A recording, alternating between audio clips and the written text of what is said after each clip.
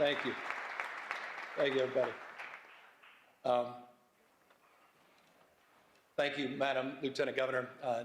The Speaker, I'll pick up on your remarks to the person who should be given the State of the State based on your reaction, our new Senate Pro Tem. My gosh.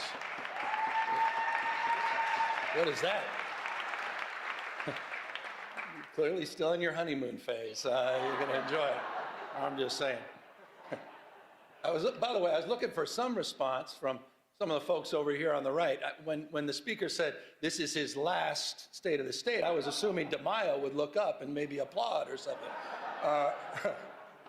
So hopefully a few of them are shaking their head. They're looking forward to this. The sad thing for you, you're going to have to endure about 45 to 50 minutes of this. And I say endure because we're all in this together, including myself. The reason I've been back here in a few years is, as you know, I have no problem speaking, and perhaps, sometimes a little more long-windedly than people like. But when it comes to the written text, that has never served me well.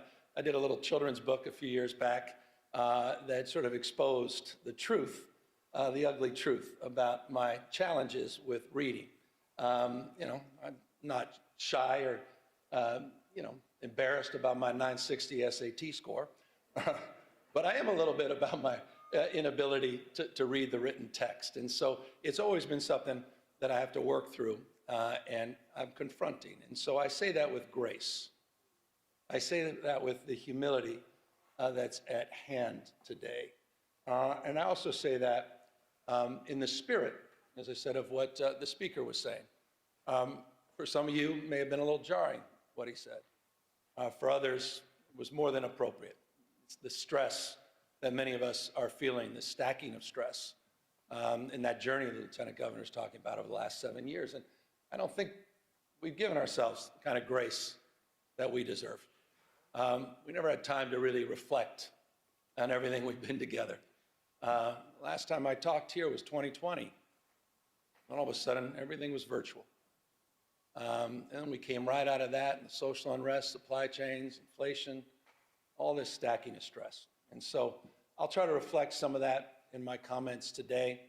I'll say things that may be piercing to some of you, but it's not intended to demean, it's not intended to divide, but I'm speaking from my heart. I'm saying what I think, again, with the grace and humility to know that I am constantly a work in progress. I'm learning on this job, 7+ years in, learning every single day, and proud in closing as I jump into the speech of all of you and all that I've learned from each and every one of you, each and every one of you, regardless of your politics, regardless of your faith, regardless of where you live and who you voted for. I just want to express gratitude.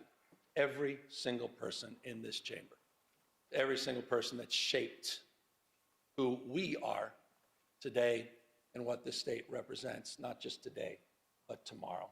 But first, I appreciate it.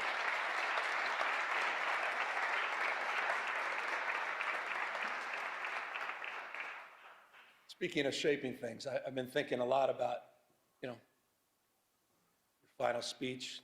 Think about your life. Think about your journey. Think about the things that shaped you. And I'll begin a little bit with that, about having spent nearly my entire life, now almost 6 decades, along the rivers of this remarkable state, from my youthful days on the upper American River with my dad, to my time with my own children downriver, not too far from here. Those rivers that have shaped the story, not only my life, but shaped the story of California, a sense of place. From native people shaped by these rivers to men who extracted riches from their silt. The shout of Eureka, Eureka, when the madness began. Fortunes were made, fortunes were lost, time over and over again. Farmers who worked the soils nourished by those rivers, settlements that turned into towns, towns that turned into thriving American port cities, industries in our state flourished. Through 2 world wars, a Great Depression, and social upheaval, booms and busts, California endured. California thrived. And the rivers they kept flowing. For 175 years, California has been a marvel of invention and reinvention, disaster and recovery, grit and ingenuity. We've found ways to build the future over and over. But today, that spirit is being tested. We face an assault on our values unlike anything I've seen in my lifetime. The federal government, respectfully, it's unrecognizable, protecting the powerful at the expense of the vulnerable. Their credo seems to be about fear, fear of the future, fear of the stranger, fear of change. In Washington, the president believes that might makes right, that the courts are simply speed bumps, not stop signs, that democracy is a nuisance to be circumvented, secret police, businesses being raided, windows smashed, citizens detained, citizens shot, masked men snatching people in broad daylight, people disappearing, using American cities as training grounds for the United States military, purposeful chaos emanating from 1600 Pennsylvania Avenue, shifting a tax burden from the wealthy, from billionaires to small businesses, ranchers, farmers, and the middle class, lining the pockets of the rich, crony capitalism at unimaginable scale, state capitalism, self-dealing, profit-making, not policy-making, rolling back rights of marginalized communities, rewriting history, censoring historical facts. Their politics, of some twisted nostalgia about restoring the dynamics of a bygone era. None of this is normal. And it's important to remember at moments like this, the greatest tragedy is not, as King said, the clamor of bad people, but it's the appalling silence of so many good people.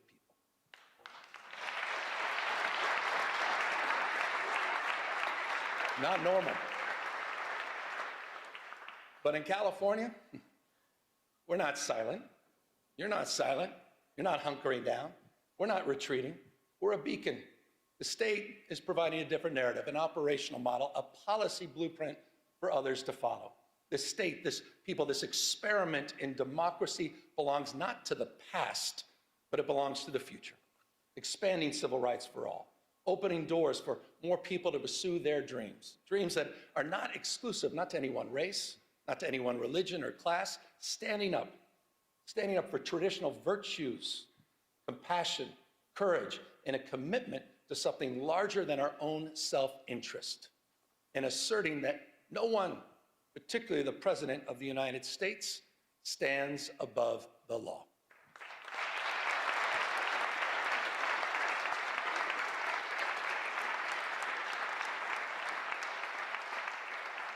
We've gone to court. We've gone to court. We've gone to court to protect our people, pushing back against this executive overreach. 52 lawsuits have been filed, funded by you, by the way, in the special session that all of you led. And as a consequence, point of pride for our Attorney General, as a consequence,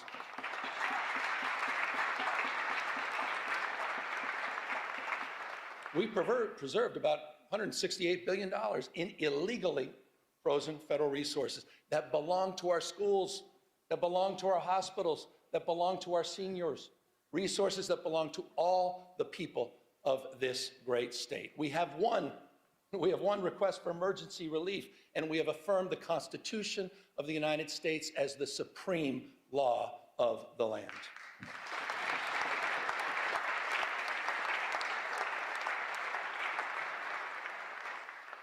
I say this with respect, but mindful. But Mr. President, you can't cut off critical food assistance for millions of people. You can't send the military into American cities without justification. And you cannot cruelly and illegally cut off funding for medical research, homeland security, or disaster response. That is wrong. That is wrong. And you have all stood up. You have all stood up. Our Attorney General has stood up. Our Speaker has stood up. Our Pro Tem has stood up. All of you, on behalf of all people in our state. Proud of that. You should be proud of that.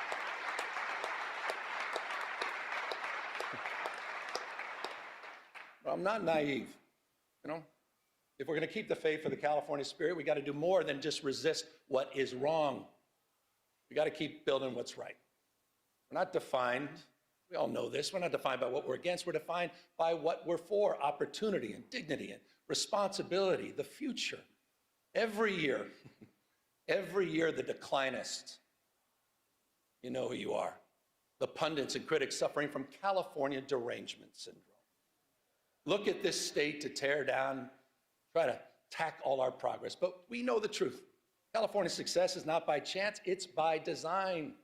We've created the conditions where dreamers and doers and misfits and marvels with grit and ingenuity come to build the impossible. We became a destination for the world's first-round draft choices, the best and the brightest who come here from all over the world for riches and new beginnings. And I'm not just talking about the tech CEOs and the founders in Silicon Valley or the producers and writers in Hollywood. I'm talking about the mechanics in Modesto, the farm workers in Salinas, and the police officers in El Centro. That's what we do, first-round draft choices. No state, simply no state in America that contributes more, none, to the American greatness. No state builds more ladders to success or sees around more corners.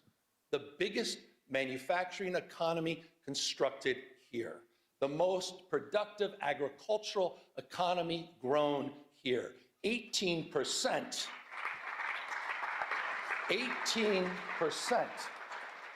18% of the world's R&D invested right here in California. 1/2 of America's unicorn companies, those companies valued over $1 billion, 1/2 are in the great state of California. And get this, the happiest cities, right here in California, you know who you are. Fremont, San Jose, Irvine, San Francisco, and San Diego, consistently the most happiest places on earth. In your state, I think that matters. And it's interesting, isn't it? Those cities, they have so much in common, don't they? And that's proximity.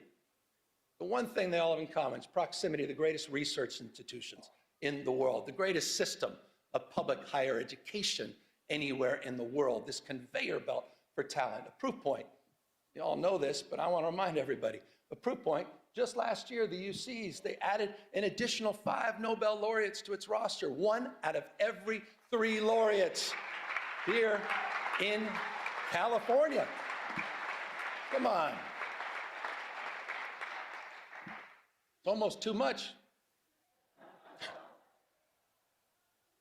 I was reading this, I don't see this on some of the cable networks, 13,700 active patents in the UC system alone. That's more than any other system on the globe. We simply have no peers. And this, again, I said it earlier, it's not by chance, it's by design. You've created, you've nurtured these steps, big and small. They've emanated from these chambers. You have kept the state stable. You've kept it reliable because you've invested in the California dream. Just last year, building that framework, we worked together to unveil the first concrete economic development blueprint in California's history. It wasn't top down, it's bottom up. It's region by region. Some 10,000 people, remarkable number, participated in the development of this plan. We call it Jobs First. 13 economic and workforce development plans aligned to the universities, aligned to our trade schools. It's a plan that reconciles the macroeconomic story of the world's 4th largest economy, $4+ trillion a year, with the microeconomic reality of 40 million people living here. It's an economic plan that's nourishing. It's an economic plan that's family supporting. For the Central San Joaquin, that means jobs in manufacturing and clean energy, and of course, agriculture.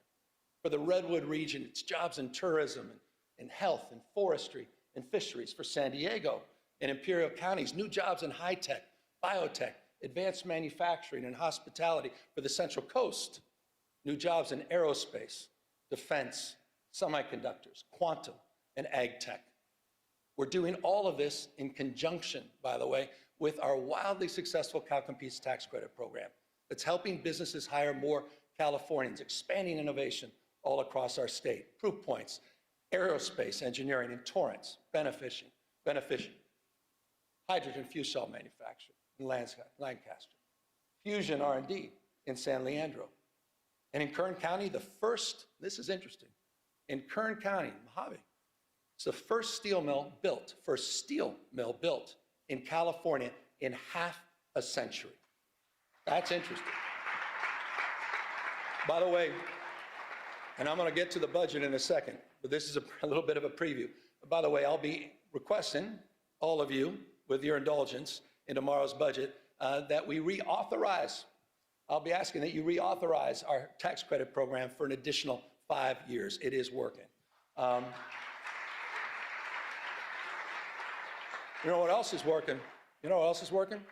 Speaking of tax credits, ever since that first moving image was taken of a horse, some of you may recall this, a horse named Sally in Palo Alto, to the early silent film studios in Fremont in Los Angeles, Hollywood has been one of California's, well, been perhaps the most California of industries.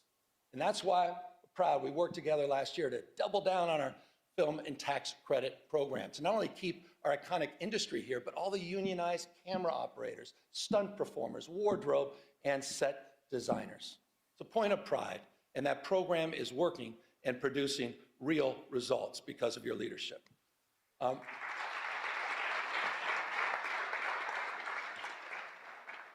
as we support our proud past, we also need to make investments in our economic future. We're defining the next decade and beyond through robotics and fusion and space and quantum and artificial intelligence. And speaking of which, I understand it goes without saying that no technology holds more promise, also and more peril to jobs, our economy, to our way of life than artificial intelligence. Bottom line is the tech genie's out of the bottle. The question is not whether change is happening, it is. The question is, what values will guide us into this new frontier? And that's a question you're answering, that we are answering. Last year, we worked together on landmark legislation to create the nation's first rules for responsible, ethical, and safe use of AI. Regulations that provide guardrails that balance risk and opportunity. This was a consensus effort and a template for the nation where you may have just seen, just recently, New York State adopted our approach, your approach here in California, and made it their own. That's California leadership. We're leading the way in this space. It's how we're shaping the future. And it's a unique combination, isn't it, of conscience and capital, entrepreneurial and innovative spirit that encourages risk-taking but discourages recklessness. Policy that creates predictability, so investors have confidence and innovators have space to dream and do. Compare this, compare that to this carnival of chaos on the national stage. All these mini dramas that we have to deal with hour by hour, this sort of vapid day trading with real world consequences. No more striking than that big, beautiful bill. I want to remind everybody what it means to all of us here in California. That big, beautiful bill is putting 1.8 million Californians at risk of losing their health insurance. 2 million facing premium increases. 2 million. Cuts in food aid poised to impact some 375,000 Californians. And for what? For what? All to benefit the top 10% of this country. People already own 2/3. Top 10%, 2/3 of the household wealth. Plutarch. Brown quoted Cincinnatus in his last speech. I'll quote Plutarch. Said the imbalance, said this almost about 2,000 years ago. He warned the Athenians. Imbalance, 2,000 years ago. The imbalance between the rich and the poor is the oldest and most fatal ailment of all republics. Think about that. 2,000 years ago. It's just not sustainable. It's not. Understanding the lessons of the past, California, all of us, we marched the beat of a different drum. We built one of the most progressive tax systems in the nation. One that asked high-income residents to pay a little bit more without punishing those that are making a little bit less. Think about this, and I hope folks over here think about this. There are 11 states in the United States of America that tax their middle wage earners more than the state of California. There are 16 states in the United States of America that tax their low wage earners more than California taxes its high-wage earners. So the question to all of you, who are the high-tax states? Just consider Texas. Just consider Florida, the two most regressive tax states in America. They're hammering their low-income earners. They're hammering them more than their wealthiest. Who are the high-tax states? California stands for fairness. And by the way, it's not just in our tax code and our tax policy in more ways than one. And that's why I was proud. I was proud to work with all of you last year, proud to work with the legislature to raise the minimum wage for fast food workers in this state to $20 an hour. And also, that's a point of pride. And how about those healthcare workers? The highest minimum wage in the United States of America, working with you at $25 an hour.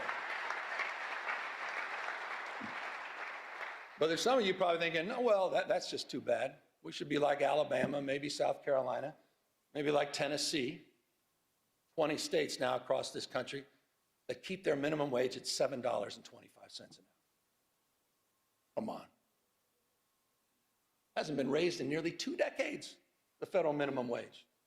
Try to pay rent, try to raise a family, try to pay for an education on $7.25 an hour. Comes down to a simple question, doesn't it? Who do you stand for? Who do you stand for? Do you stand for the rich and the powerful, the most well-connected? Or do you stand for bus drivers and janitors? Do you stand there with special education teachers that are working overtime to support and raise their families? Who do you stand for? Who do you represent? It's reflected in our values. I mean it. We have to answer that question. The good news is you're answering that question. Point of pride.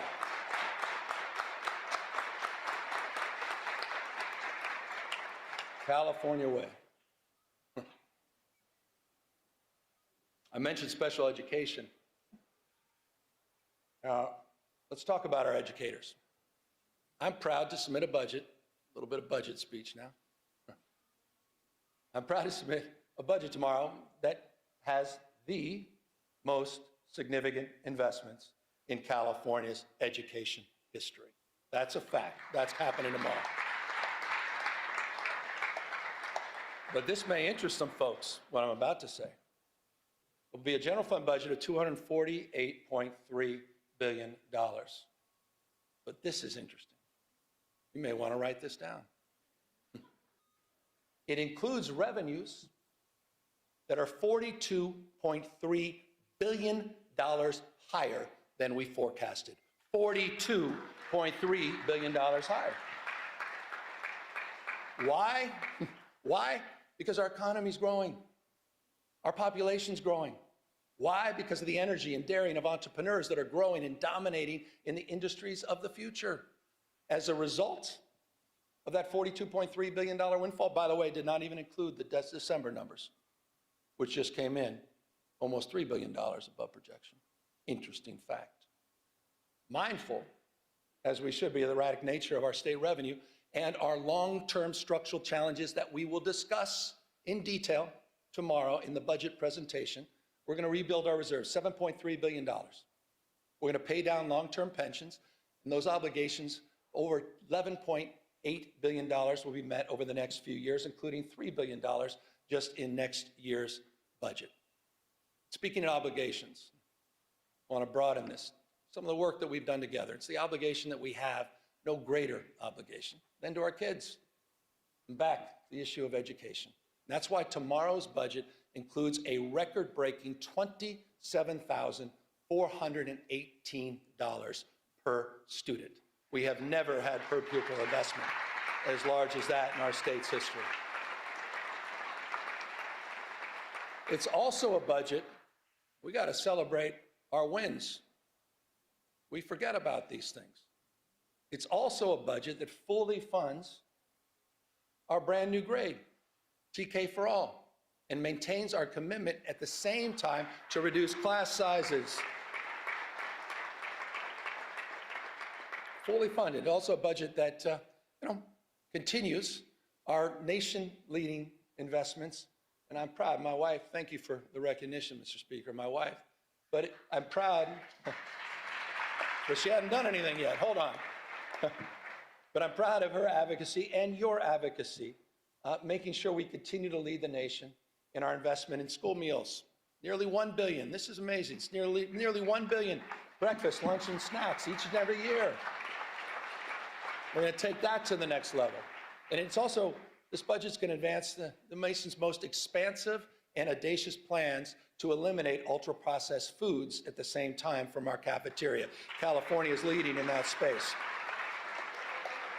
Now, I say we're leading in that space, but you may have seen the space in that morning paper. You may have seen the space on cable networks, or Donald Trump just announced a couple days ago that he will illegally be cutting all federal funding for TANF and childcare, and curiously, just 5 blue states in America, including California. Just think about that as a value proposition. I'm glad no one applauded that. How the hell can you applaud that? These are cuts that are going to throw parents right in total disarray, forcing them to choose between going to work or taking care of their children. And it'll also be cuts that put at risk, Madam Pro Tem understands this, the most significant expansions of childcare in the United States of America that are happening right here in California. Here's the number. Our investments support close to 500,000 children. 487,000 children are supported through our healthcare expansions in this state, saving families thousands and thousands of dollars a year. That is a point of pride, and it's a point of privilege to acknowledge the leadership of the Women's Caucus, our new pro tem, and many of you for helping make that happen. It's also a point of contrast with the current administration. Child care is economic development. I'm surprised not everybody's stepping up on that one.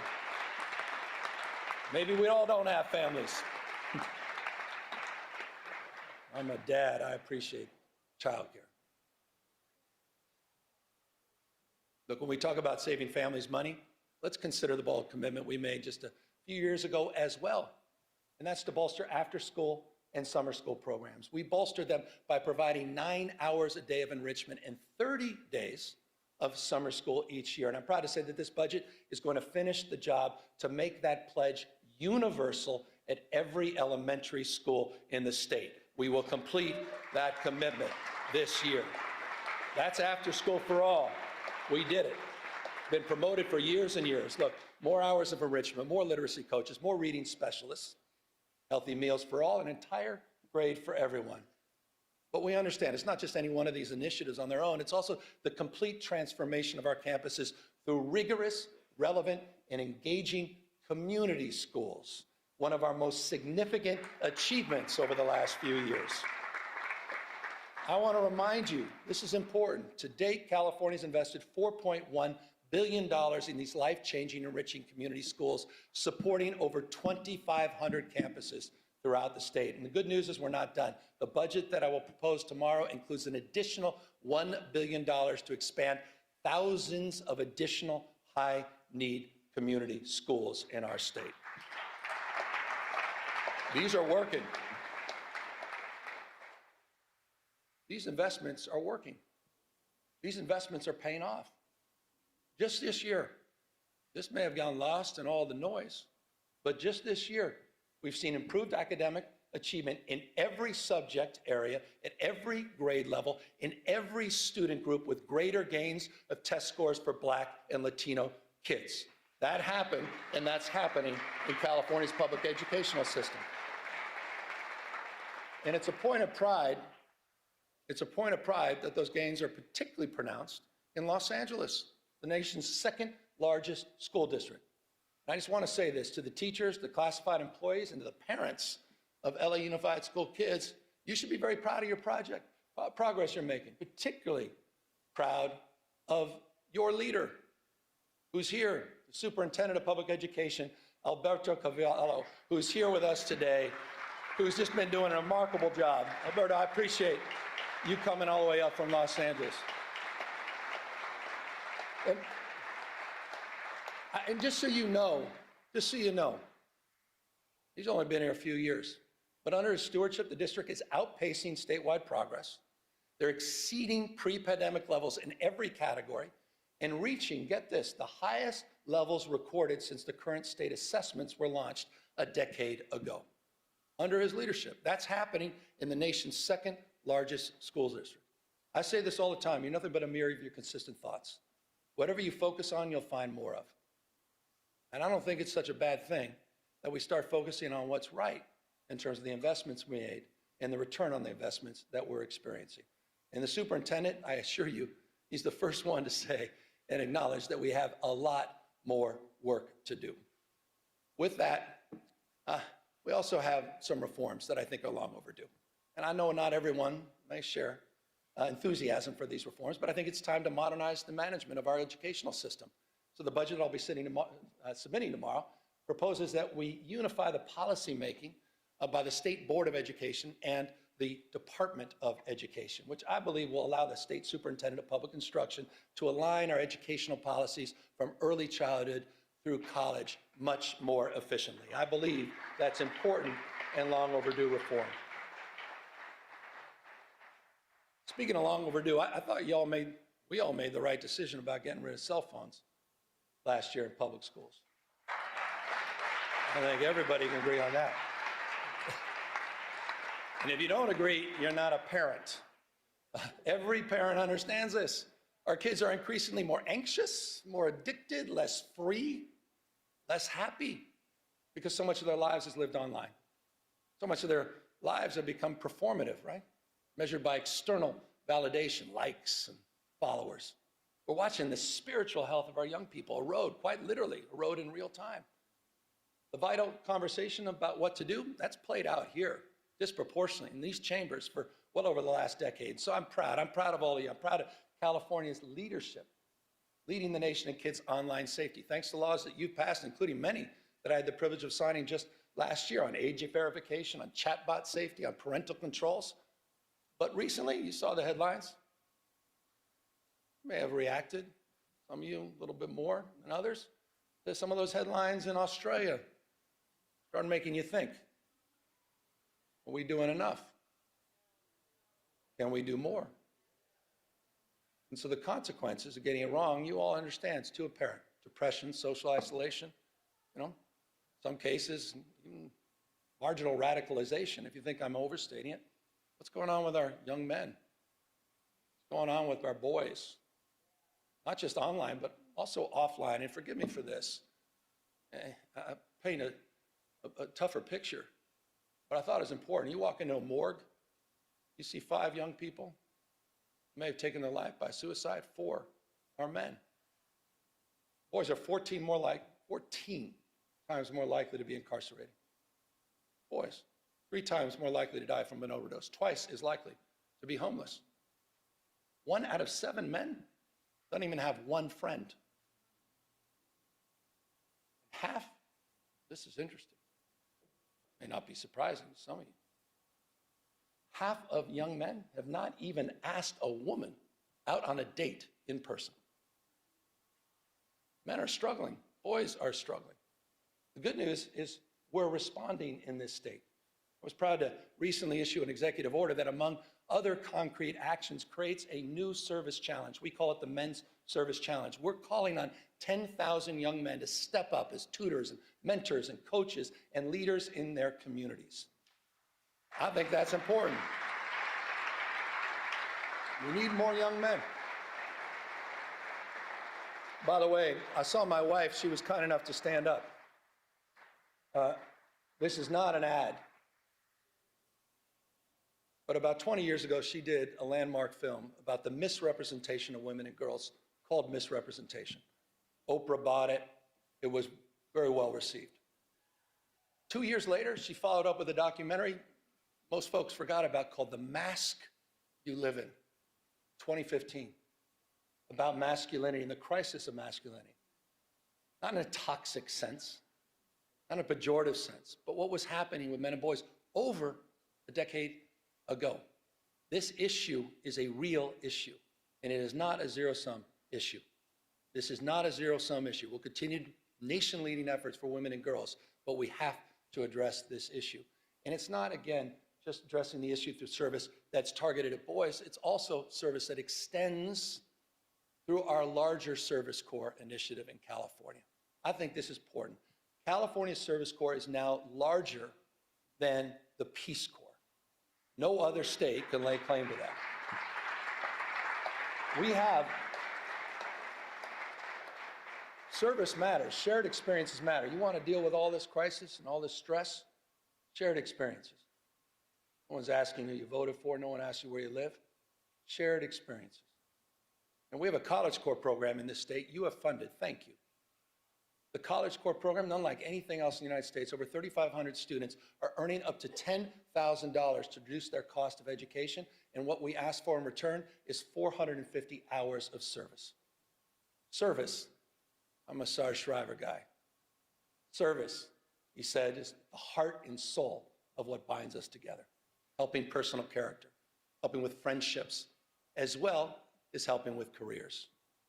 And on the career front, I also want to highlight something that you funded.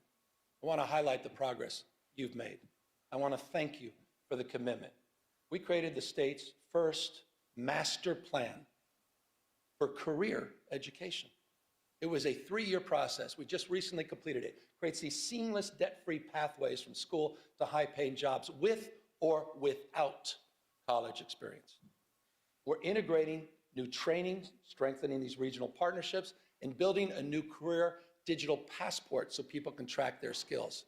We set a goal of 500,000 apprenticeships by 2029.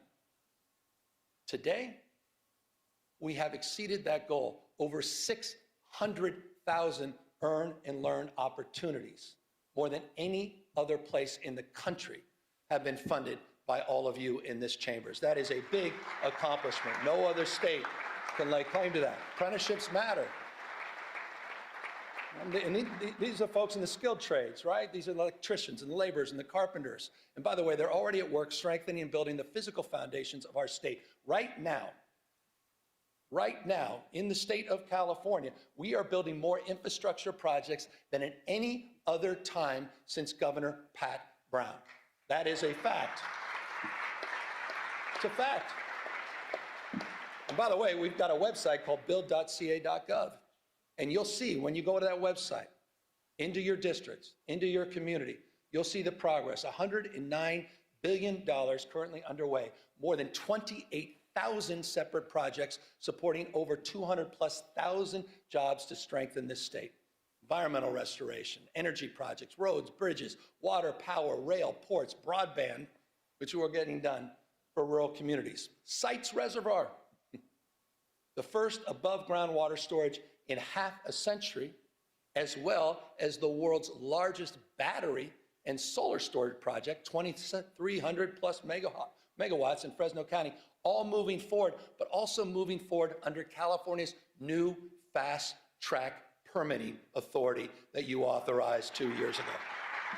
Getting it done and getting it done faster.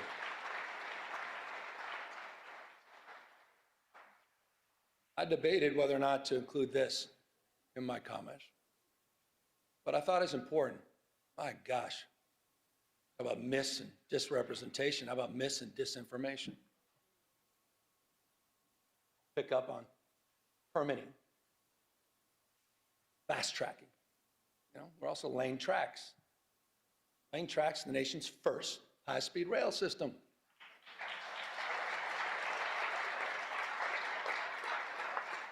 You want to do well in the future, you got to invest in the future.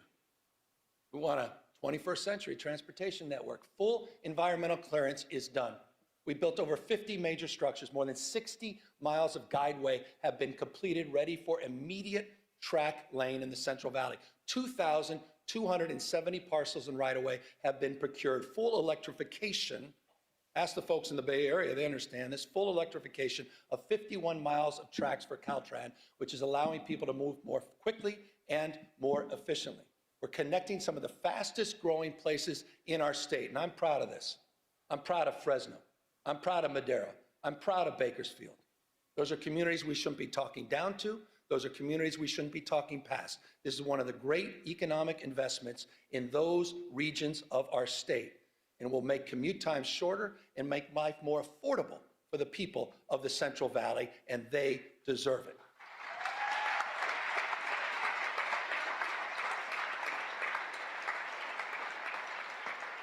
By the way, affordability, it's not a word we just discovered. Certainly not a hoax. So just briefly, here's the way we think about it. I think the way most of us think about it, it's not just one issue. It's a stacking of many, many issues on top of each other. But the one issue that impacts more things in more ways on more days, pretty self-evident, it's cost of housing. It's really California's original sin. For decades, it's true. For decades and decades, the California housing reforms have been sort of notable for delay, often even denial. That said, a few years back, we got to work. In 2019, we passed the strongest statewide renter protections in the United States of America. We did that together. In the past few years, we have enshrined the most consequential housing reforms in our state's history. Just last year alone, and I'd have to name check about 20 of you. Scott Buffy among many, but I'd probably lead with those two. I was proud to sign 61 housing reform bills, clearing away regulatory thickets, forcing local governments, often resistance, to get in the game, and modernizing our environmental review. But we obviously have more work to do, and this year, I hope we can work together, legislature, to focus on the cost of construction, focusing on utilizing new building methods and new technology that are worker-centered reforms that must bring our brothers and sisters in labor along with us. We have that opportunity this year. Build on that. There's another area that also requires our, I think, urgent attention, and that's the institutional investors that are snatching up homes by the hundreds and thousands at a time. These investors are crushing the dream of home ownership and forcing rents too damn high for everybody else. And I just humbly submit, I think it's shameful that we allow private equity firms in Manhattan to become some of the biggest landlords here in our cities in California. It's time to tackle that issue, and I look forward to working with all of you to address it. So in the next few weeks, I've heard from a number of you on this, and I think there's some bills in this space. I look forward to working with the legislature to combat this, at the end of the day, it's just monopoly, monopolistic behavior, and strengthen accountability, level the playing field for working families. And that's going to mean more oversight and enforcement, and it potentially is going to mean changing some of our state tax code to make all of this work. Look, Malia liked the word tax. Housing is just one component. Housing is one component on this stack of affordability challenges that we face. And that's why our stack of solutions has included more than tripling the earned income tax credit in this state and providing some $7.6 billion back into the pockets of people since 2019. We've created the Young Child Tax Credit, the Foster Youth Tax Credit, new programs that we created together. And I'll remind you, we increased paid sick leave and paid family leave, allowing eligible workers, this is important, just went into effect, to receive up to 90% of their wages while they're raising and supporting their families. Few states in America are doing that. Through all of these programs, through all of these targeted tax credits, these rebates and program expansions, the average California family now saves $18,000. Not insignificant, $18,000. But I also am mindful and recognize that the new cost of eggs is now your energy bill. The number one driver, by the way, number one driver of your increased energy bills over the last decade has been the cost of hardening our infrastructure and other wildfire-related costs. Respectfully, significantly, not exclusively driven by climate change. That's why I was proud to work with all of you to extend our nation-leading Cap and Invest program for another 2 decades. But when we did this, We were mindful of this crisis as it relates to utility bills. And we provided in that extension close to $60 billion in rebates for your monthly energy bills. This legislature did that. That is a meaningful accomplishment to address the issue of affordability. We also worked across our differences, finally, after years and years, to come up with a new energy market, a regional energy market that will also increase reliability at the same time it lowers energy bills. By the way, one of the things that's not high, interestingly, unsurprisingly in California, is our uninsured rate. 6.4%, it's among the nation's lowest. In addition to our healthcare expansion, no other state has done more in that space. We also subsidize some 370,000 people to help bring down the cost of their health insurance through Covered California. But respectfully, it's not good enough just to subsidize healthcare costs. We need to lower them fundamentally. And we're doing just that, working together through our CalRx program. We launched our own generic drug label just last week, we released and launched a insulin pen at just $11. No other state can lay claim to that. It is now available to Californians. By the way, it's just like we did with naloxone last year and other life-saving drugs. So it's in that spirit that we focused on reforms, including in our mental health and homeless space. And I want to just acknowledge, when I got here, we had no homeless plan, we had no housing plan, we had no mental health plan, there's no accountability. There was little investment. Not a knock, it just wasn't the focus, the priority of Sacramento. It was the responsibility of cities and counties. I know this intimately as a former mayor. When I was mayor, I never thought about calling Arnold Schwarzenegger and say, what the hell are you doing on homelessness? Wasn't even in my consciousness. It was responsibility exclusively of cities and counties. That has fundamentally changed. We crafted new statewide programs. Just think about this. Don't forget about it. You funded Home Key.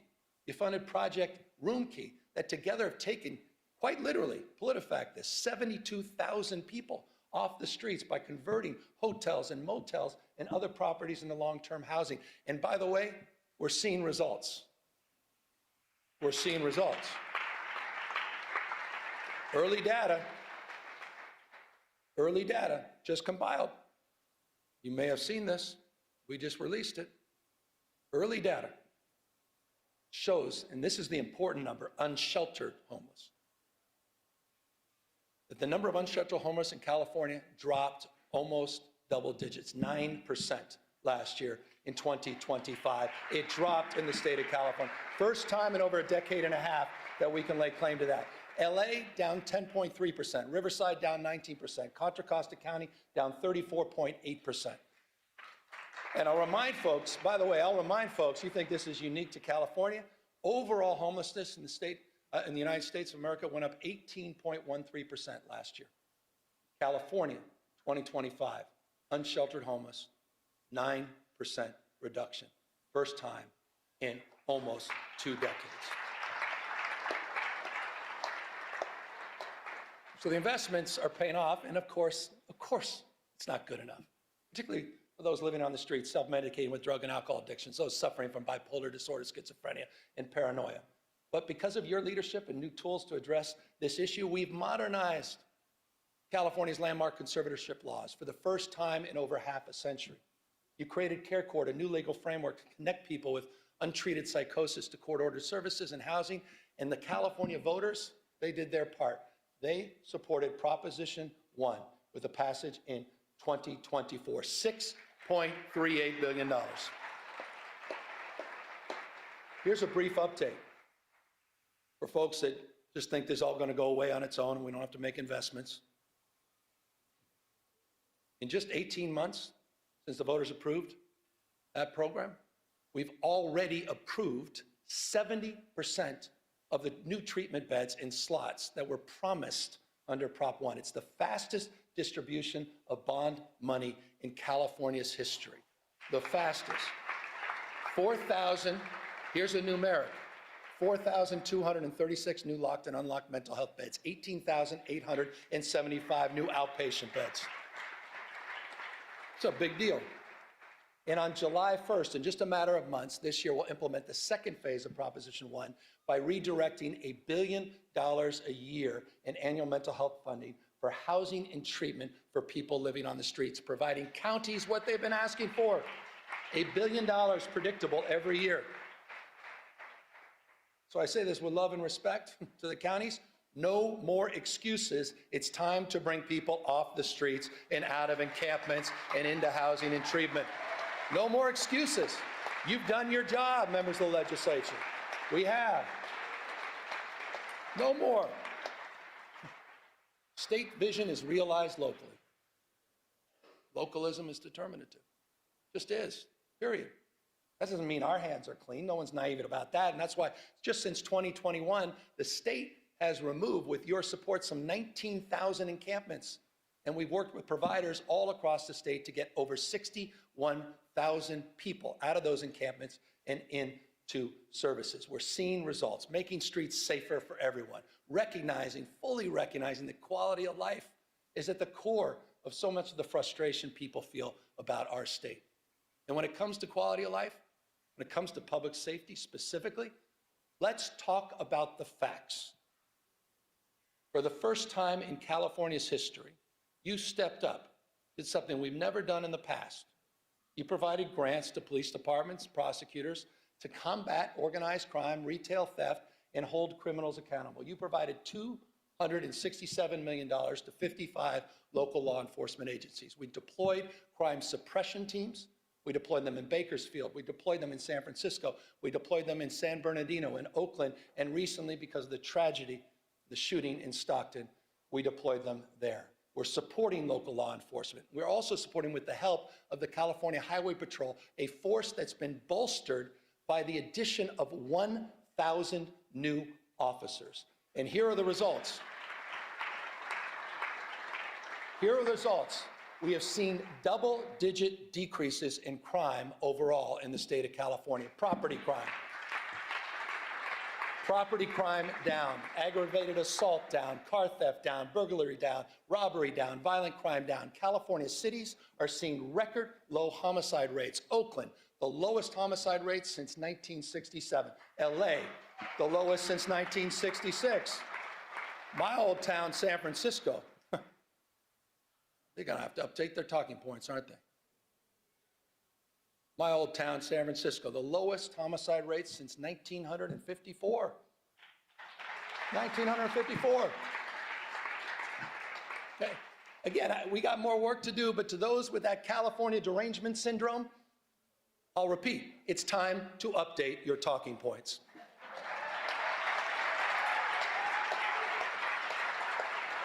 You guys have been working hard at this. No one's walked away from public safety. You guys have been leaning into public safety. We didn't turn a blind eye to this. We invested in it. We did the hard work. We didn't sit by and moralize it. We didn't talk about it. We leaned in. You leaned in. And you're producing real results all throughout the state of California. Proud of that. Look, California remains the most blessed and often cursed place on earth. Profound natural beauty, prosperity, profound natural disasters, testing our spirit, testing our resources. I want to close with two things here. I was down in Belém in Brazil at COP30 recently. It was a climate conference. By the way, the US, nowhere to be found. We were a footnote. The United States was a footnote.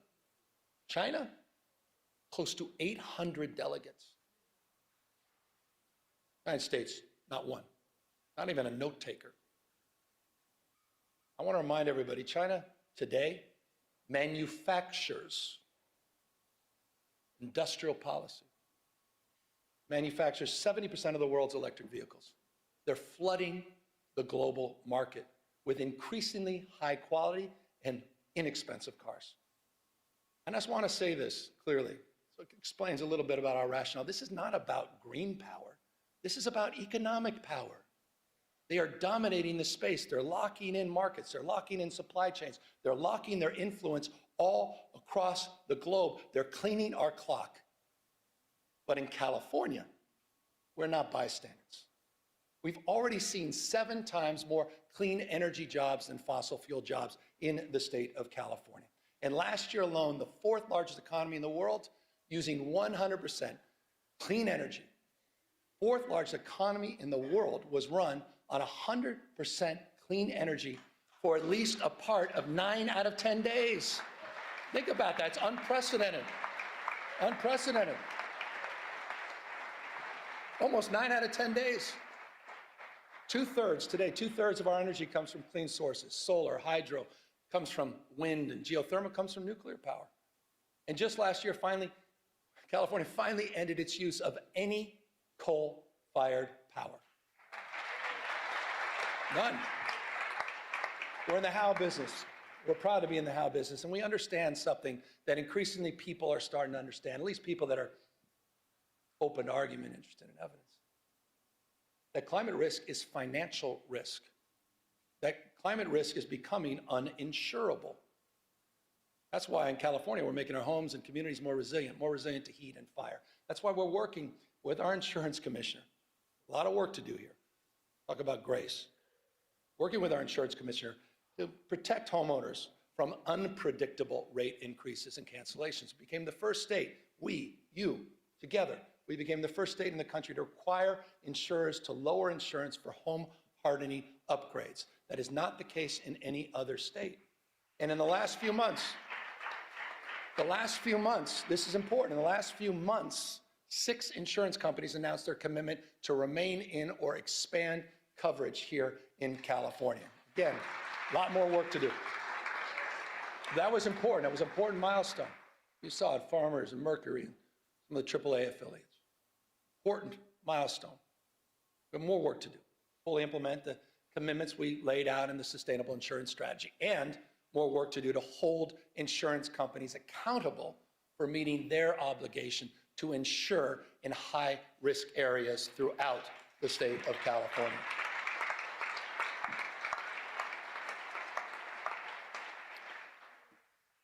I want to end with this. I was down in LA yesterday, got back last night, and those insurance stories, they self-evidently, unsurprisingly, were front and center with those survivors that I met. And let me remind everybody, I think it's important. I want to remind everybody what happened a year ago. Put it in perspective. Between January 7th and January 22nd, 48,000 acres burned, the size of 3 Manhattans. 3. Communities torn asunder, Palisades, Altadena, Malibu, Pasadena's. Fires took the lives of 31 people. 31. Destroyed 16,000 structures. On the sober anniversary, not only right that we honor the lives lost, but we also honor the lives of some of the remarkable heroes and leaders, the first responders and firefighters that faced unimaginable conditions.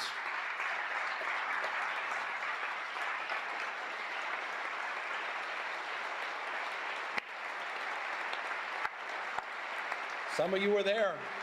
You saw it.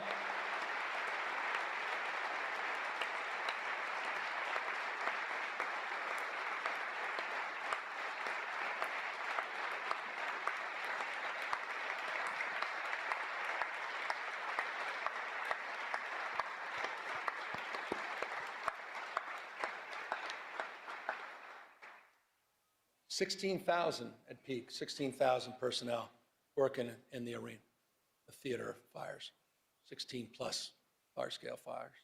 Remarkable. It was a firestorm, I'll remind you, in the middle of winter. Hurricane force winds attached to a fire. What they did, I don't need to say it, you just demonstrated, was miraculous, it was heroic. They battled these impossible conditions in the wind and in the dark, flying dangerous night missions over the firestorm. CAL FIRE, as you saw a moment ago, is in the audience, but you know who else was up there? And thank you for applauding the community groups and the business owners, and most importantly, can you just stand up? And I'd ask you all to stand up again. The survivors of the Eaton and Palisades fires. Would you all just stand up? And thank you for your courage. Thank you for your resiliency. Thank you for your strength. We haven't forgotten about you. We won't forget about you. We said we had your back, and we mean it.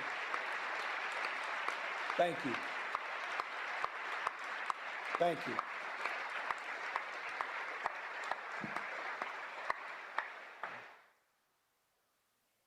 It's always difficult sometimes to talk about this because we were in roundtables, Jen, members of my administration yesterday talking to survivors, and it's cold comfort when you say we have the fastest debris removal in U.S. history, which is true. Fact. We provided mortgage relief. You provided $2.5 billion of grants and funding. I've signed 27 executive orders. You've passed dozens and dozens of bills to reduce and reduce time, reduce red tape to allow survivors to rebuild much more quickly. And it is true, at this time, 14,000 structures in the Paradise fire, there were only 385 permits, 16,000 structures. We've over 2,500 permits in LA, but it doesn't mean anything if you're not one of the beneficiaries of that. And so we recognize that it's not good enough, and it's not nearly good enough. And that's why we need to do more to turbocharge the efforts to rebuild these communities. And that's why I'll be asking you, and it's in the budget we'll promote tomorrow, to focus on a new rebuilding fund that will help close the gap. This is the biggest challenge, close the gap between insurance payouts and the cost of rebuilding. This will help get survivors back in their homes much, much faster. But I'd be remiss. Contrast these efforts with the President of the United States. Been a year. Contrast these efforts to Donald Trump's, his complete failure to act. He's even refusing to send a disaster recovery request to Congress of $33.9 billion. By the way, that request supported by every member of the California delegation, every Democrat, every Republican. We lost someone I thought was a wonderful human being, Doug LaMalfa. I was engaging with him on water policy just last week. Doug had our back. Doug was there in the first round.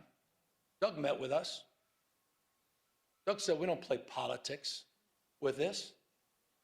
It's time for the President of the United States to act like the President of the United States, all the United States of America, to fulfill his promises that he made to deliver for the people of Los Angeles.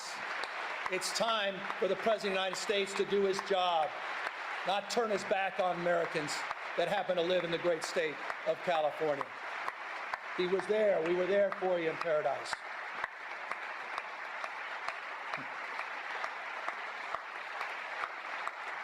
The United States of America. The United States of America.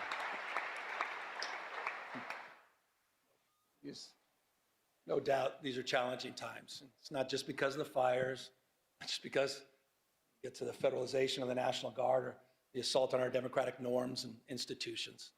And yet, I think it was one of our finest. Because hardship doesn't merely wound us, it reveals us. The story of California has never been a story of ease. It's a story of effort, strengthened by trial and enlarged by the people who refuse to give up on one another.